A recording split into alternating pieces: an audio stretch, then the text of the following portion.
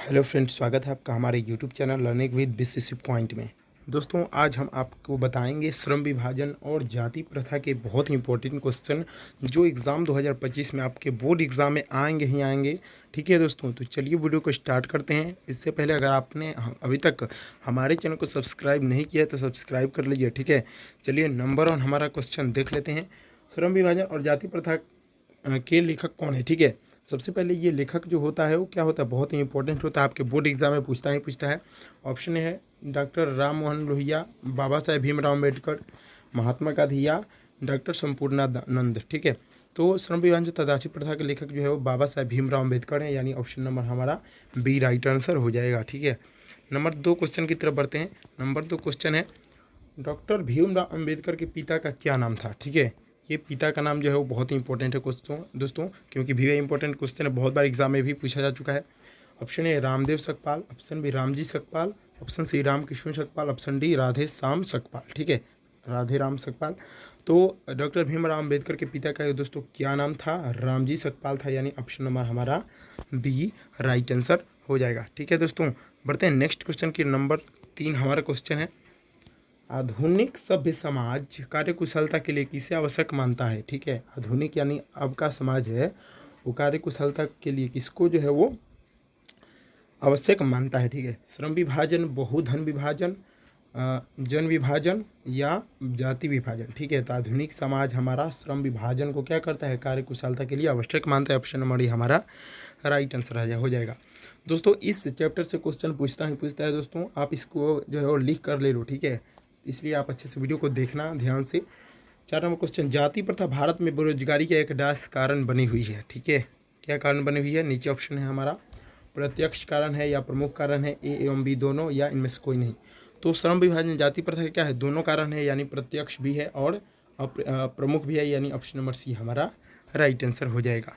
Next question 4 number, मूक नायक क्या है? ठीक है, मूक नायक जो है वो क्या है? भी इंपॉर्टेंट क्वेश्चन, बहुत बार आपके एग्जाम में पूछा जा चुका है, 2025 में भी आ सकता है। अखबार है, पत्रिका है, पुस्तक है, कहानी संग्रह है। तो मूक नायक क्या है दोस्तों? एक पत्रिका है। ठीक है, यानी ऑप्शन हमारा बी राइट आंसर हो जाएगा। Next question 6 number, doctor Bhimrao Ambedkar की मृत्यु कब और कहाँ हुई थी? ठीक है, मोस्ट भी इंपॉर्टेंट क्वेश्चन दोस्तों, इसको लगा लो। भीमराव का जो है जन्म और मृत्यु दोनों ही पूछता है, इसलिए आप इसको भी लगा लो। डॉक्टर भीमराव अम्बेडकर की मृत्यु जो है वो 1956 में कहाँ हुई थी दोस्तों? दिल्ली में हुई थी। ठीक है, यानी ऑप्शन नंबर हमारा ए राइट आंसर हो जाएगा। उनका जन्म कहाँ हुआ था दोस्तों? तो महू में हुआ था। ठीक है, जो कहाँ पड़ता है दोस्तों? मध्य प्रदेश में पड़ता है, यानी एमपी में पड़ता है। ठीक है, ये भी आप अच्छे से याद रखिएगा।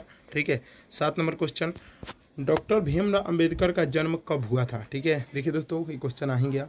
ठीक है, कब हुआ था उनका जन्म? तो ऑप्शन तो यहाँ पे 2 दिया है, नीचे है, और 14 अप्रैल 1988, 15 अप्रैल 1989 या 14 अप्रैल 1890 और 14 अप्रैल 1891। तो दोस्तों, इस प्रकार के क्वेश्चन जो है वो जो होता है ना, इसको क्या करता है, आपका ऑप्शन जो होता है ना एक ही दे देता है। ठीक है, यानी एक प्रकार का, देखिए दोस्तों, सब में क्या है, 14 अप्रैल सेम है।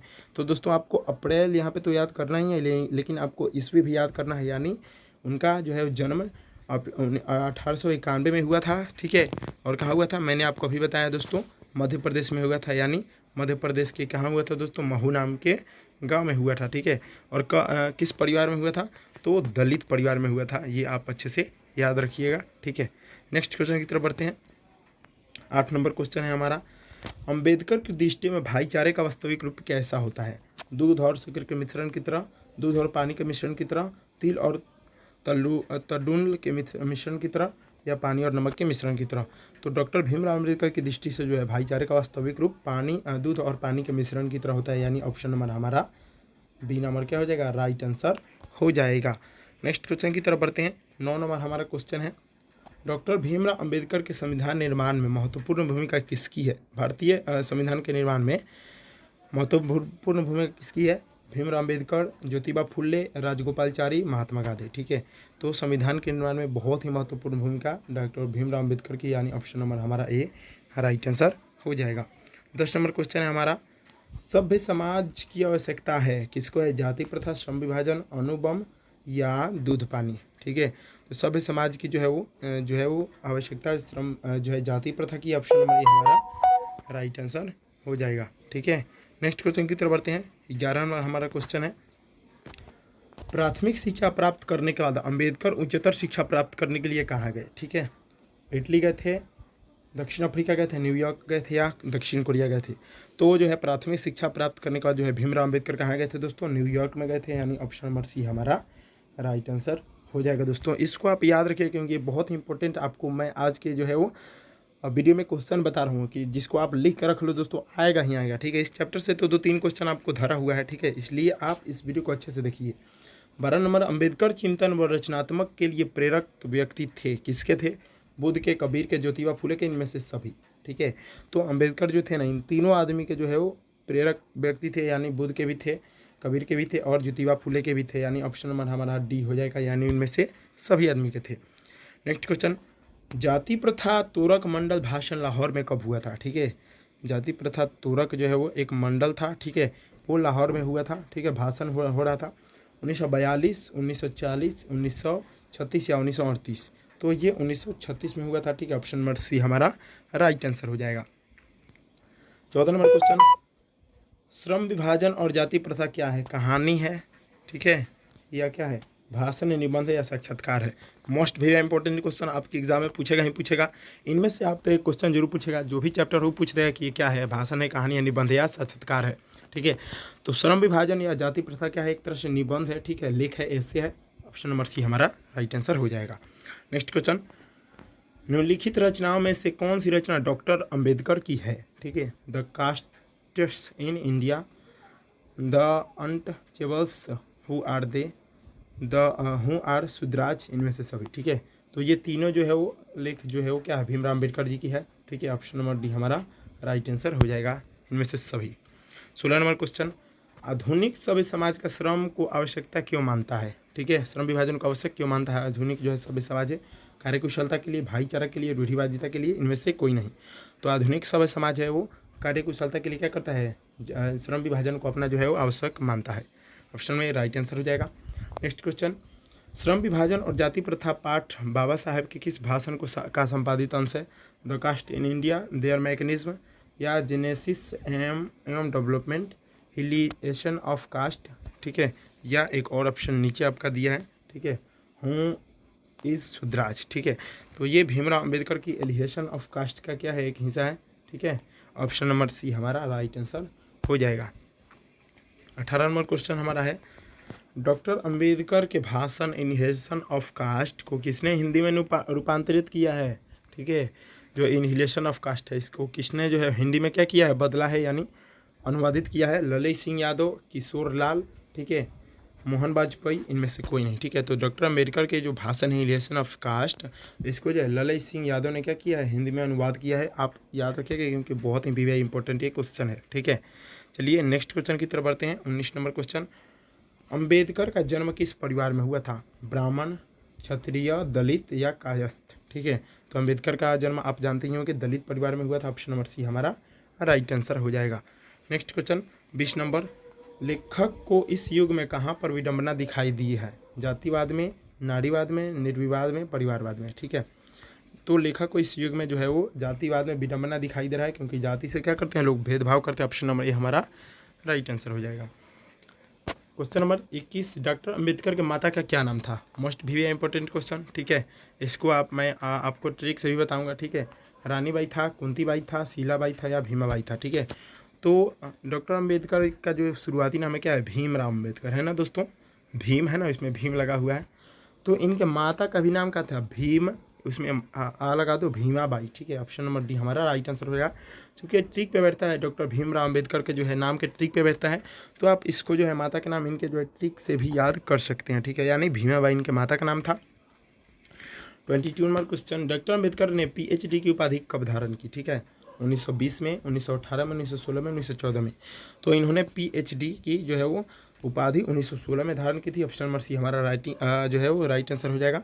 PhD का फुल फॉर्म क्या होता है दोस्तों? Philosophy of doctor. ठीक है, याद रखिएगा।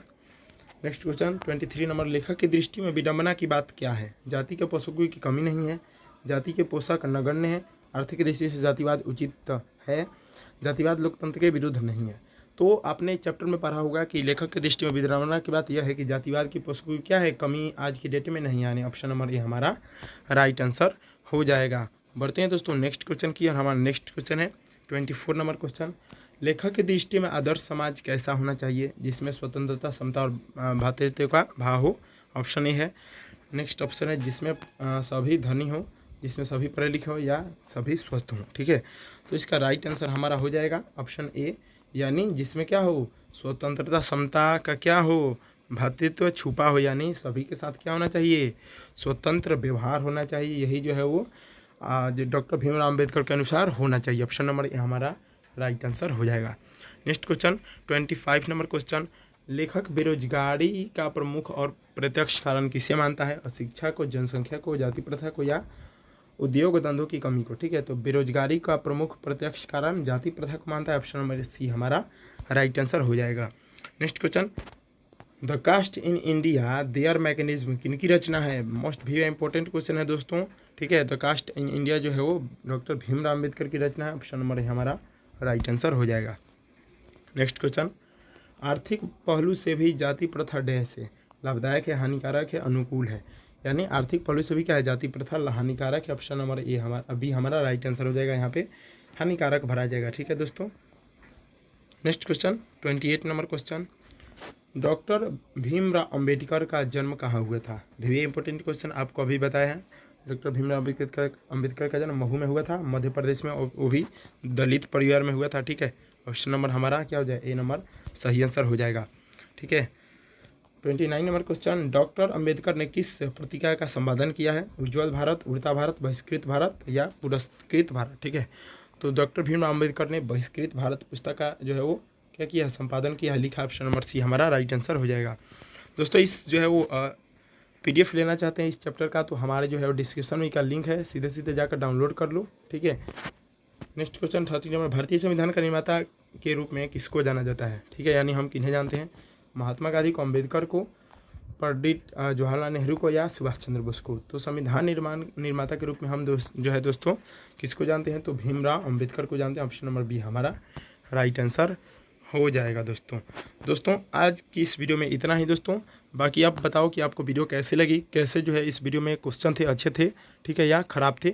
ठीक है, अगर आपको क्वेश्चन अच्छा लगा हो तो हमें कमेंट कीजिए, आपको किस चैप्टर में जो है वो दिक्कत है, या किस चैप्टर पर आपको ऑब्जेक्टिव क्वेश्चन चाहिए, हम उसका जो है वो पूरा कोशिश करेंगे ऑब्जेक्टिव बनाकर देने का। दोस्तों अगर आपने अभी तक मैथ के जो है ऑब्जेक्टिव, इस वीडियो के डिस्क्रिप्शन में लिंक है, उसका नहीं देखा है तो जाकर देख लीजिए, और आपने अभी तक हमारे चैनल को सब्सक्राइब नहीं किया तो सब्सक्राइब कर लीजिए कि भाई, क्योंकि इस जो है वो वीडियो को बनाने में बहुत ज़्यादा मेहनत करना पड़ता है। ठीक है, तो चलिए दोस्तों मिलते हैं नेक्स्ट वीडियो में।